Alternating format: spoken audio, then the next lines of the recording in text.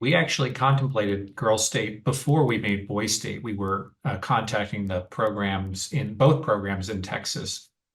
And actually, we ended up getting access to Boy State first. And that was actually the program that had drawn our attention initially, was Boy State had voted to secede from the Union in 2017 in Texas, and that was the subject of some news attention. So that caught our eye, but we were just intrigued by the program for both boys and girls and wanted to explore it. And so we ended up getting access to Boy State, and it was a good time to do that. But always in our mind was the desire to and really need to make this companion film. We call it a sibling, not a sequel. And so immediately after finishing Boy State in 2020, premiering the film, and the reception the film got, we were motivated to begin conversations with Girl State programs around the country and audition them and wanted to leave Texas. The country's big and diverse. And so we ended up finding a program in Missouri that we loved. And it's an interesting state politically. And so in 2022, we went to Missouri to make Girl State. Process makes it sound so organized. It was a journey of 4 to 5 months before the kids were going to convene in the suburbs of St. Louis. We talked on Zoom to hundreds of kids who were headed to the program, who wanted to talk to us. And then from there, whittled it down to a smaller group that we then went to visit in Missouri in their homes to see what they had on their walls, to meet their families, meet their dogs, to watch them do their extracurricular activities. We met all kinds of amazing people, but then it was pretty clear who that very small group was that was going to be comfortable and with having a camera on them for as much as we were going to have a camera on them. And they just had the confidence, the political confidence and ambition to do well in the Girl State program. So we wanted to follow them for that reason, but they also had the sort of emotional intelligence and confidence to share how they were feeling while a camera was on them, which is really not everybody. And so we were lucky enough to have met 7 extraordinary kids who all had very different paths through the program and different backgrounds. And that was important to us, you know, kid from a small rural town, you know, a very conservative kid, a very liberal kid, all that stuff. We needed the range of kids that we found. I think the approach to Girl State was similar but different. I mean, the program is similar in that it lasts a week and it's run in ways that were familiar to us. But it was important to us to let the story be what it would be and not impose a sort of arbitrary structure on it. And that meant 2 important differences with Girl State. One was we had a much bigger cast. We have 7 girls in the film. Boy State has 4 boys. And 2 is we made room for a second storyline. It's not just running for governor, which is the highest office at Girl State. It's the formation of the Supreme Court, an all-female Supreme Court. It's going to hear one case. In this case, it's an abortion case. And so we had big cast, 2 stories, and we weren't sure we could accommodate all of that in a single film, but we needed to try. And also just to kind of surrender to where the story took us individually with all of these 7 characters. And it was quick to shoot, but very long to edit, over a year, just to figure out how to put the pieces together and to make sure that everything that remained really belonged in the film. And I think importantly, to approximate emotionally the experience we as directors had going through this with the girls that we had cast. I think that's really important. The film is not a sort of clinical political exercise. It's really an emotional experience, getting to know these young women. And I think capturing that emotional journey was important. I think that actually was a different part of my experience making Girl State from making Boy State, was feeling there was this other theme to explore, namely the lack of female representation in our country, which I think we worked very hard to make clear as a stake at the beginning of the film in the title sequence, just reminding people, because it's sort of been such a fact of our country for so long that it's not something that I think people talk about enough, frankly, or question enough, frankly. So, you know, this current Congress is 118th Congress, I think has the most women representatives that we've ever had, but it's only 28%, you know, which is just, if you think about it, even for one more second than usual, it's just so outrageous to me. In my lifetime, right?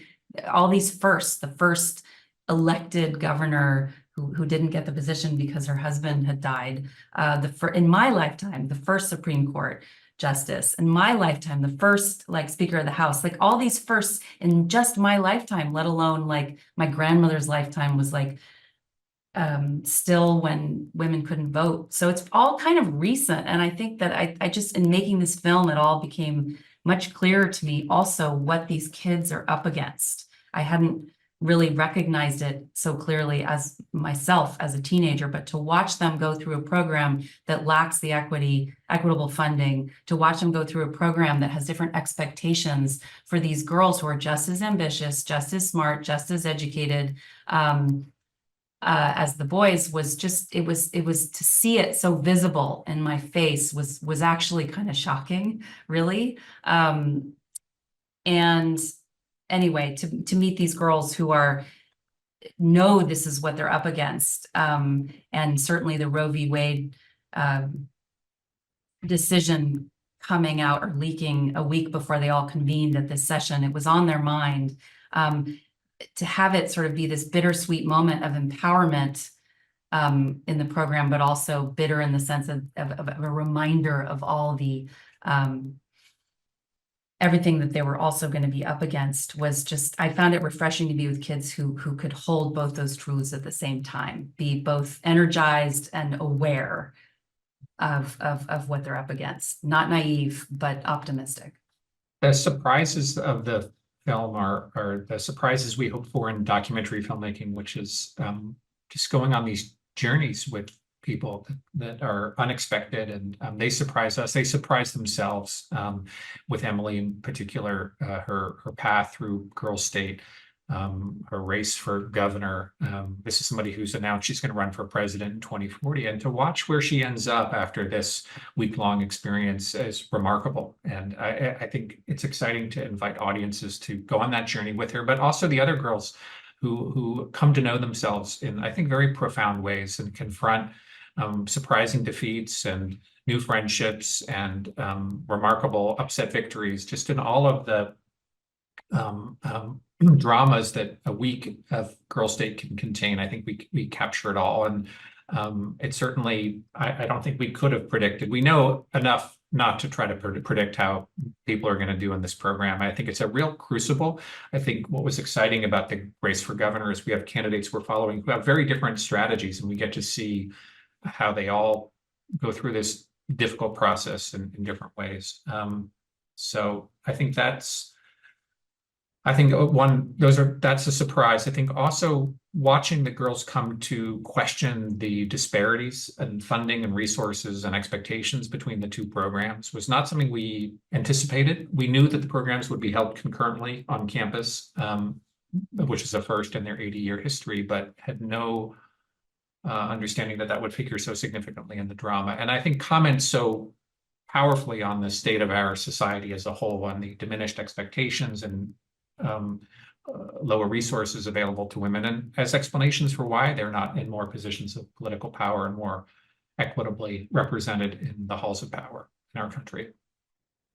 Watching the film with the girls at Sundance was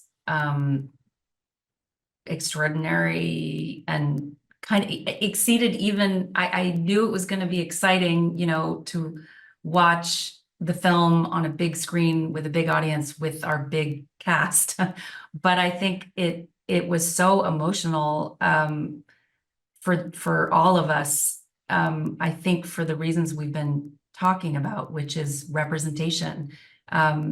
Here were these incredibly bright, beautiful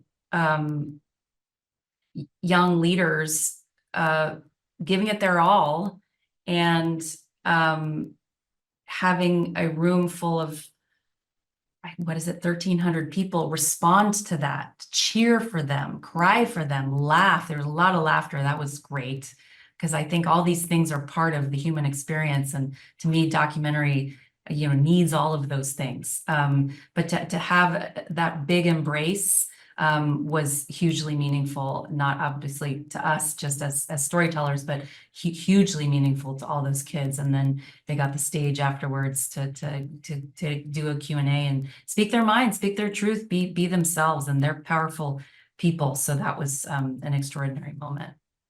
Well, we have two teenage daughters. Zoe is now 17, but she worked as a production assistant on Girl State, celebrated her 16th birthday during production, serenaded by 500 girls, which was terrifying and memorable for her.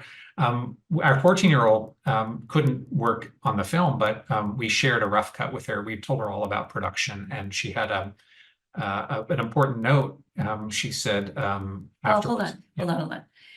During production, I just want to make it clear that all the kids at the camp, one of the icebreakers really was like singing songs together. So kids who'd never met and whose politics were diametrically opposed would sing a lot of songs together. And not surprisingly, one of the great unifying anthems, or many of them, were Taylor Swift songs. So I'd explain this to our 14-year-old, how many Taylor Swift songs all these kids at camp would burst out, and they knew every single word, and it was like full-throated, like it was very joyful. And so when Abby, our 14-year-old, watched, it was part of a rough cut screening, people had notes, but her note was, she was disappointed that there was not one of these Taylor Swift sing-alongs. She's a Swiftie. So she said that was a real disappointment that there was no Taylor Swift in the movie. And so what happened then? Well, we said that's a good note, and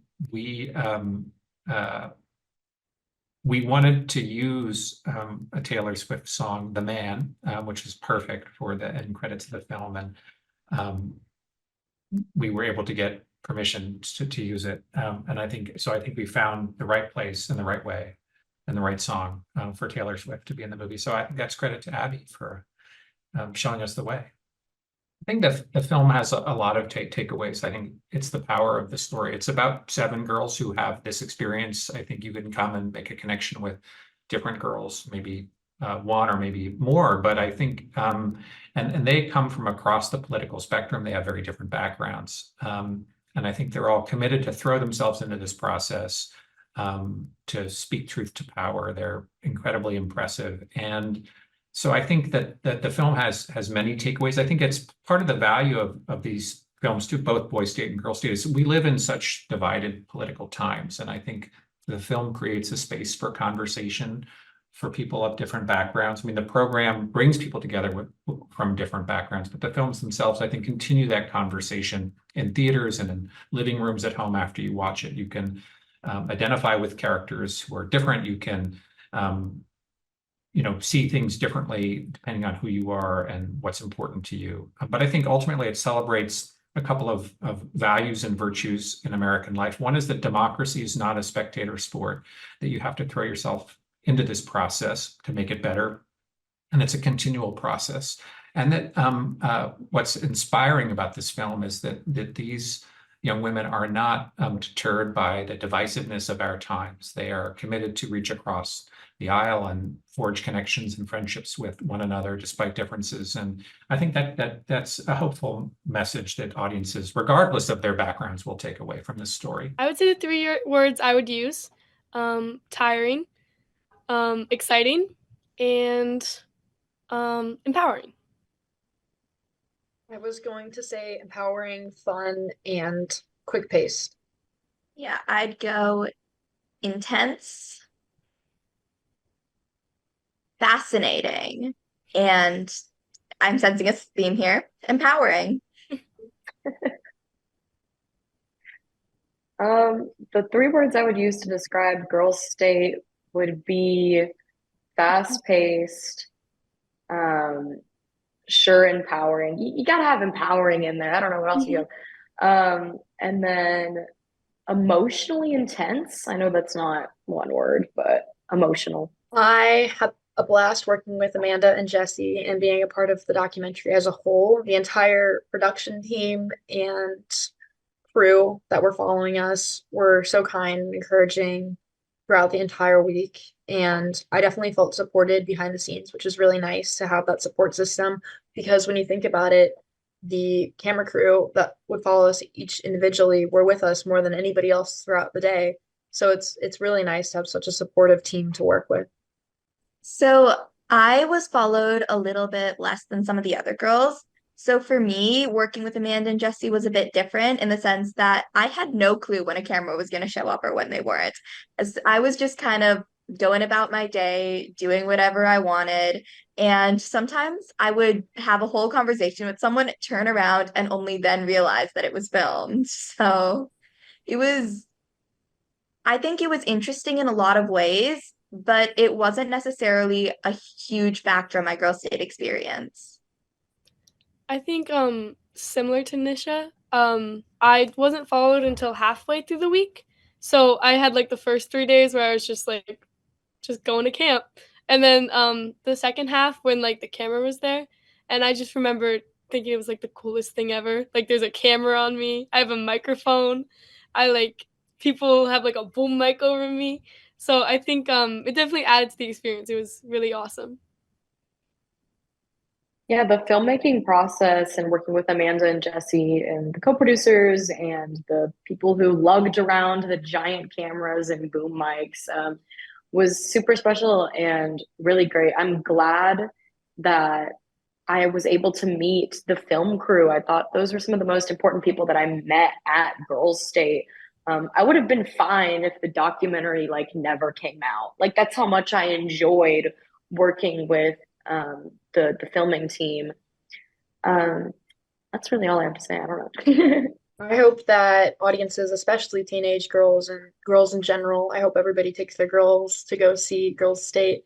But I hope that they take away the idea that you can do things, big things as a woman. And I think that it's important for you to go for it just as much as it is for anybody else to go for it. And you're entitled to that and you are capable of that. Um, I think I would say just um, don't compare yourself to others. We're all scared. We're all afraid. We're all anxious. It's so easy to see people around you and think that they're not, as terrified as you are, but they probably are. So just kind of seeing the behind the scenes of that, just, you know, make sure you don't watch a documentary and think I could never be them because you are us. We're the same as you guys are, and we were the same back then. I hope that teenage girls take away the idea that it is okay to make mistakes or lose something. You are still capable. You can still do whatever you want to do in the future. And speaking your mind is a good thing. Even when it's hard, if you really believe in something, it is worthwhile to say it. And those are lessons that I very much learned at Girl State. I think that young women should take away from the film that going after what you want doesn't have to be this massive and intimidating process, even if the position that you're trying to obtain is massive or intimidating. I don't know. Yeah, like please, young women should not be terrified to make mistakes while they are vying for positions of leadership. They're so important. Every single young woman should be a leader somewhere. And that doesn't necessarily mean that you have to be a public speaker. It doesn't mean that you have to act or dress in a certain way or be a certain personality type. There is a place for every single young girl to be a part of politics and work their way up into leadership positions. I would say that it didn't necessarily sway me at all on a career in politics. I definitely went into it wanting a career in politics and journalism. I'm still there right now, but I'm also open to the idea of when opportunity knocks, opening the door. So wherever I go, I think it'll be determined by what opportunities knock at the door, depending on what media outlets, I might potentially work for, might impact what kind of career in politics I have. And sometimes the idea of running for president, like I always said that I wanted to in the film, and growing up, some days that feels like a lot. And I'm like, but you get to live in a cool White House. So, there's good and bad, but overall, I think that as we all grow up, the opportunities that open themselves and present themselves to us will determine what I end up doing. But I don't think I fully know yet where I'll be in 16 years, but we'll see. I think more than kind of sway me towards a career in politics, Girls State taught me that even if you don't want to make it your career, politics is still important for everyone. Like right now, I'm an engineering major. I think so is Cece. Like, it doesn't mean that we have less of a place speaking out about issues that are important to us. There is still a way to get involved, even if it's not your career. I've met girls at Girls State who want to go into cardiovascular research or are currently in pre-med, and that's still important. It is still important to have those voices in our political systems. Yeah, Girls State didn't necessarily push me towards a career in politics. It solidified my idea of a career in politics, and it made it believable. It was then obtainable. I could see myself actually functioning in a real life political position, more so with those smaller governmental positions within the local and county governments. Um, and so I'm really thankful that I was able to be a part of the program, because I don't know if I would have truly believed myself when I said that I wanted a career within the political field. Yeah, I think I agree so much with what Faith and Nisha said. I'm not engineering, but I am doing. My friends are gonna make fun of me for saying this, but I'm doing computer science ish. Um, and so I don't really know. But I also think what Faith said is so true. Like it made me like maybe I don't know if I want to do politics, but it made me think, wow, I actually could be successful at this, which is I mean that's huge for me. I mean just being able to say to myself, oh wait, I could be good at this. And I think no matter what, I'll be involved in politics. And Girls State definitely convinced me that no matter where I am in life, I want to be involved in politics. So yeah. Thanks for watching. Make sure to like and comment on the video if you enjoyed it. Subscribe to the channel and hit the notification bell to be notified when new videos are released.